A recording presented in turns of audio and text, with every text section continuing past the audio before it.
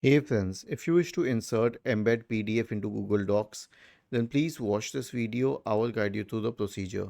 So first of all, upload the PDF file into Google Drive. Click on New, File Upload, and then find the location and upload the file. Once the file is uploaded, double click on it to open it. Click on Share and then click on Copy Link. Okay, I would suggest making it changing it from restricted to anyone with the link, but it's up to you depending on the situation. And then go to the Google Doc where you wish to paste it. Press Ctrl plus V to paste it. As you can see, it will show the complete link. But then above here, it will also say to replace it with, and then you can click on this option to insert the PDF file as a name link. Was this helpful? If yes, then please subscribe to the channel. If not, then let us know in the comment section of the video on how we could help you further.